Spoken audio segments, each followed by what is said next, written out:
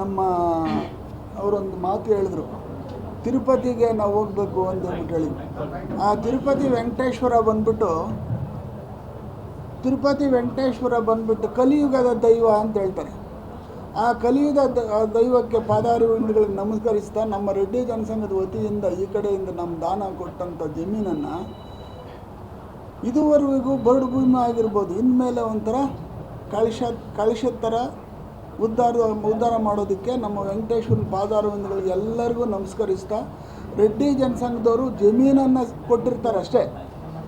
ಈ ಸುತ್ತಮುತ್ತಲಿನ ಭಾಗದ ಎಲ್ಲ ಜನತೆಗೂ, ಎಲ್ಲ ಕ್ಯಾಸ್ಟ್ ಇರ್ಬೋದು, ಯಾವುದೇ ಕ್ಯಾಸ್ಟು ಯಾವುದೇ ಧರ್ಮ ಏನೂ ಇಲ್ಲದೇ ಎಲ್ಲರಿಗೂ ವೆಂಕಟೇಶ್ವರ ಸಹಕಾರ ನೀಡಲಿ, ಆಶೀರ್ವಾದ ಕೊಡಲಿ ಅಂತೇಳ್ಬಿಟ್ಟು ಹೇಳಿ ಈ ರೆಡ್ಡಿ ಜನಸಂಘದವರು ಇಲ್ಲಿ ಅವ್ರಿಗೆ ದಾನ ಕೊಡ್ತಾ ಇದ್ದಾರೆ. ದಾನವಾಗಿ ಕೊಟ್ಟಿರ್ತಕ್ಕಂಥ ಲ್ಯಾಂಡಲ್ಲಿ ಅವರೊಂದು ಟ್ರಸ್ಟ್ ಮಾಡ್ತಾರೆ. ಆ ಟ್ರಸ್ಟಲ್ಲಿ ಈ ಲೋಕಲ್ ಜನ ಕೂಡ ಅದರಲ್ಲಿ ಇರ್ತಾರೆ. ಆ ಟ್ರಸ್ಟಲ್ಲಿ ಬರ್ತಕ್ಕಂಥವ್ರು, ಆ ಟ್ರಸ್ಟ್ನವರು ತಾವು ಕೇಳಿದಂಥ ಕ್ವಶನ್ಗಳಿಗೆ ಆನ್ಸರು, ಆ ಟ್ರಸ್ಟ್ನವ್ರು ಏನೇ ಮಾಡ್ಬೋದು, ಆ ಪಕ್ಕದಲ್ಲಿ ಸ್ಕೂಲ್ ಮಾಡ್ಬೋದು, ಅಥವಾ ಇನ್ನೂ ಏನಾದರೂ ಒಂದು ಧಾರ್ಮಿಕ ಚಟುವಟಿಕೆಗಳಿಗಾಗ್ತಕ್ಕಂಥದ್ದು, ಪರ್ಸ್ನಲ್ಗೆ ಏನೂ ಆಗೋದಿಲ್ಲ, ಧಾರ್ಮಿಕ ಚಟುವಟಿಕೆಗಳಿಗಾಗ್ತಕ್ಕಂಥದ್ದು ಏನೇ ಬೇಕಾದರೂ ಮಾಡ್ಬೋದು. ಅದರಲ್ಲಿ ಯಾವುದೇ ಸಂಶಯ ಇಲ್ಲ. ಆ ಟ್ರಸ್ಟ್ನವರು ತಗೊಂಡಂಥ ನಿರ್ಧಾರಗಳಿಗೆ ಯಾವುದೇ ಅಡ್ಡಿ ಇರೋದಿಲ್ಲ.